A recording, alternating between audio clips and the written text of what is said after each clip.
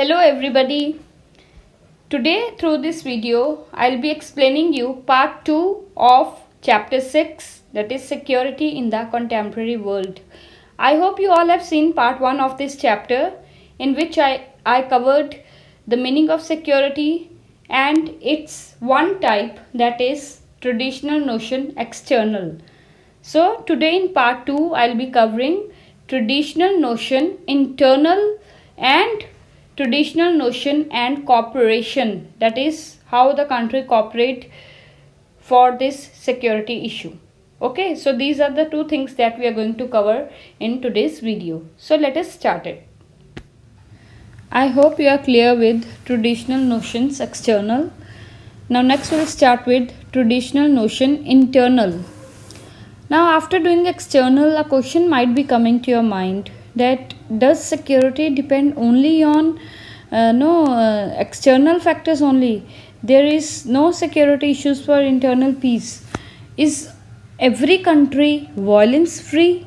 So with this we will be discussing that traditional security concern itself with internal security also. There are internal issues also. Internal issues means issues within the country also which takes place. But this internal notion of security, it was not paid much attention, because during the Second World War time and after that during the Cold War period also, most of the nations, they were concerned with external issues, because countries, they were forming alliances. Some countries, they had joined this American bloc, that is NATO, and some countries, they have joined Eastern Bloc or USSR bloc, that is Warsaw Pact. Fine. So they were concerned with military attacks from the neighboring country. There were no issues like violence or anything like that in their own country. So internal factor was not given much attention. More emphasis was given to external factor, because they had this thing in their mind that any country can attack them, or any alliance. One was the alliance in which they were involved, and second alliance could attack them anytime. So that is why external factors were given more importance. But many Asian and African countries at that time, they got independence, and they were facing the challenges, difficulties, problems in two ways. Now what were those two ways? One was new countries, they faced challenge externally with their neighboring countries, because they had fear that these neighboring countries, they might be on the side of USA, or they might be on the side of USSR, for which reason they had fear that any country could attack them externally. Moreover, they were fighting over borders, they were fighting for territory, that how much land area should belong to which country if the country got divided into two parts. For example, division of India and Pakistan. Then control on the people and the population. These were all the factors which the countries, the newly this independent countries, Asian and African countries, they were facing. One, they were facing threat from external new neighboring countries. Second, being newly independent, they did not have control on their people, they wanted to establish proper control. Third, they were having issue of border and territories with their neighboring countries, territory issue with their neighboring countries. So this was the first problem which was faced by the newly independent Asian and African countries. Secondly, internally also, the new states were worried about threats from separatist movement. Now, different communities, they live in a country. When different communities are living in one country, they might be facing some problems in the country. They might not be in good terms with other communities in the country. So the community which is not comfortable in one country, they started taking out the moments that they want to have independent state or independent country. For example, like Tamils, they are in this Sri Lanka, and they demand that northeastern parts of Sri Lanka should be given to Tamils as a separate country, separate state should be formed. Like this, many separatist movements are there. Separatist movement means movement started by communities who want something different from that country, which other communities are not demanding. Fine. Then sometimes these were the internal issues, that different type of revolts by different communities were going on in the country.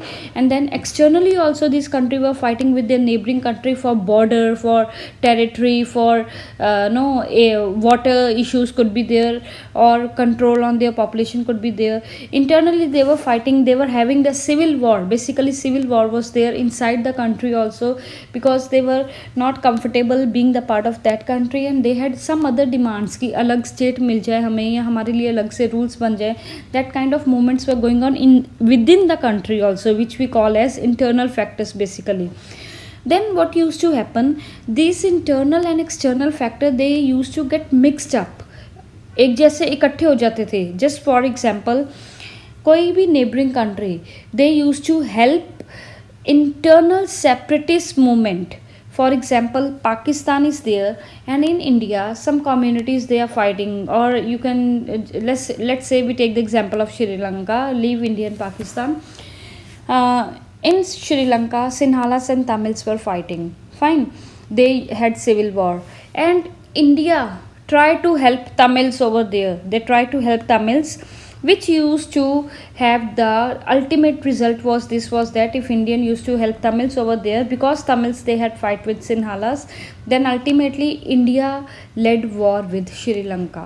Fine, एक मतलब अगर आपकी country किसी country की दुश्मन है, and you are helping, your country is helping some community in other country जो आपकी दुश्मन है, ठीक है, ताकि इनकी कंट्री में और ज़्यादा रॉयट्स हो और ज़्यादा वायलेंस हो, तो क्या होता है इवेंचुअली धीरे धीरे both the countries they get involve in war. दोनों में वॉर स्टार्ट हो जाती है नेबरिंग कंट्रीज में. Fine.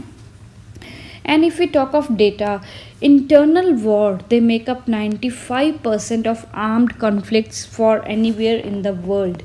It means that if we see the present scenario, the countries which are neighboring countries or away from each other, they are not fighting. जितने भी armed conflicts हो रहे हैं, जितनी भी लड़ाइयाँ हो रही हैं in this world, out of those 95% are due to internal factors only. 95% means civil wars ही हो रहे हैं, internal riots, internal violence ही हो रहे हैं. दो countries आपस में नहीं लड़ रही, बल्कि एक ही country में so many problems. So we see the example of West Asia, then North Africa is there. These all Gulf countries. Presently मैंने लास्ट चैप्टर में I explain you this also कि टूनिशिया का एग्जाम्पल हमने लिया था, that how this countries they are involve in civil war within their country. उनकी ही country में डिस्टर्बेंस है, जिसको हम इंक्लूड करेंगे इंटरनल फैक्टर्स में. I hope you are clear with external and internal factors both. So these were the traditional notions, external and internal. So I think you people are clear with both external, that is threat from outside, and internal, the civil wars which are going on within the country, or the separatist movements which are going on within the country. So let us proceed further. Next we come to traditional security and cooperation. Now what does this topic means, traditional security? We have done traditional notions, internal and external, that is conflict within the country and conflict, or you can say threat from outside the country. Now how this traditional security and cooperation are related means how cooperation was sorted in this traditional security, कि कैसे countries आपस में in spite of fighting how they should corporate. Fine, so let us do it. There has been general understanding among the countries that they must be limited in terms of killing or hurting armed forces as well as non-combatants. Means कि all the countries, they knew this, they have this psychology that no doubt there are war between the countries, but they should fight the war in the limited context. They should not kill or not hurt the armed forces of other country and the combatants. Non-combatants means the civilians, जो common public है, common people है, उनको और जो armed forces है उनको कम से कम नुकसान होना चाहिए अगर war होता भी है, but first of all they should try to avoid the war. Fine. So cooperation was sought between the countries by the ways of disarmament, arms control and confidence building. Now all the countries of the world, they try to come to an agreement, they try to sort the cooperation कि हमें कुछ ऐसा करना चाहिए कि ये जितना ज़्यादा नुकसान होता है by killing of millions of people, then loss of life and property, तो इसकी एक लिमिट होनी चाहिए, इट शुड बी कंट्रोल्ड। तो उस चीज़ को कंट्रोल करने के लिए so what were the steps which were taken? First one, डिसआर्मामेंट। Now this required disarmament means no weapons with the countries. अब इसका क्या मीनिंग था? It require all state to give up certain kind of weapons. Now certain weapons are there which are very harmful for humanity and for the world. तो the countries they should give up. वो उन weapons को use ही ना करें, ना ही बनाएं। For example, BWC, that is Biological Weapon Convention, and CWC, that is Chemical Weapon Convention. They ban, these are the two treaties, ये name है दो agreements के, BWC and CWC. BWC was developed in 1972 and CWC in 1992. So according to these, production and processing of weapons should not be there. ना तो produce करो और ना फिर उनको use करो। And more than 155 states, 155 countries ने sign किया BWC and 181 countries ने sign किया chemical this weapon convention. But USA and Soviet Union, they also signed it, but they said they will not give third type of weapon of mass destruction, that is nuclear weapon. That is USA and USSR, they will use nuclear weapon, but they both signed this BWC, that is Biological Weapon Convention, and CWC, Chemical Weapon Convention. According to this, some type of weapon should not be produced and used by the countries. Second one is arms control. Now arms control, it also regulates the acquisition. Acquisition means ownership or development of weapons. Now according to this also, the countries, they should not have more of weapons or they should not develop more of weapons. Now under this arms control, anti-ballistic missile treaty, it was signed in 1972. These are no certain agreements जो I have talked about, BWC, CWC, yeah, this anti-ballistic missile treaty. These are all the agreements which were signed by different countries just to regulate the use of arms and weapons. कि arms और weapons का बहुत ज़्यादा use ना हो, ये इसलिए बने थे different agreements. So this anti-ballistic missile treaty, it stopped US and USSR from using this missile. They cannot use this unless until very essentially it is required, they will not use it. Now while it allowed both the countries to have limited number of defensive system, but it stopped them from large scale production of these system. According to this Arms Control Act and this anti-ballistic missile treaty, it was said कि these both countries, they can have weapons, वो अपने पास weapons रख सकते हैं, but up to certain limit, एक limit तक रख सकते हैं, and they should not produce it on large scale. ये नहीं कि इसकी production इतनी ज़्यादा हो जाए that their countries are filled with nuclear weapons only. So बनाएं रखें but to a certain extended limit तक, उससे ज़्यादा नहीं, they should not cross the limit. Now we have certain example of this. USA and USSR also signed number of arm control treaties. अब कौन सी treaty sign की इन्होंने? One was this SALT II, that is Strategic Arm Limitation Treaty, and START, that is Strategic Arm Reduction Treaty. Now these were signed just to regulate the use of arms, कि ये arms और weapons का use कम करेंगे. Okay. Apart from that, this NPT was also signed, that is Non-Proliferation Treaty 1968. This was very important treaty. This treaty is mentioned in your chapter 1 also. This NPT, it was arm control treaty in the sense that it regulate the acquisition of nuclear weapon. ये fix करता है कि कौन सी countries weapons रख सकती हैं और कौन सी countries नहीं रख सकती weapons according to this NPT. How? Those countries that have tested and manufactured weapons before 1967 allowed to keep weapons, and those had not done so have to give up the right to acquire weapons. अब इसमें क्या था कि 1968 में this treaty was signed, and according to it ये बोला गया था कि 1967 या उससे पहले के टाइम से ऑल दोज कंट्रीज जिन्होंने न्यूक्लियर वेपन्स बनाए हैं या अपनी कंट्री में टेस्ट किए हैं वो तो यूज़ कर सकते हैं, बट जिन कंट्रीज़ ने अभी तक बनाए ही नहीं they can not acquire it, ना तो वो बनाएंगे ना वो कहीं से खरीदेंगे, they should not have it. Fine. It did not abolish nuclear weapons, but it limited the number of countries that could have them. NPT के अकॉर्डिंग ये हो गया कि इन्होंने न्यूक्लियर वेपन्स यूज़ करने बंद नहीं किए, बस इन्होंने डिवाइड कर दिया कि कौन सी कंट्रीज़ न्यूक्लियर वेपन्स रख सकती हैं और कौन सी कंट्रीज़ नहीं रख सकती हैं, बेस्ड ऑन NPT 1968. मतलब 1967 से पहले जिन्होंने यूज़ कर लिए वो रख सकते हैं, उसके बाद वाली कंट्रीज़ नहीं रख सकती. Okay. So next we come to third one, confidence building. Even this was one process जिससे countries के बीच में cooperation आए. Confidence building कैसे? It is a process in which countries share their ideas and information with their rival countries. I've written a rival, it is rival.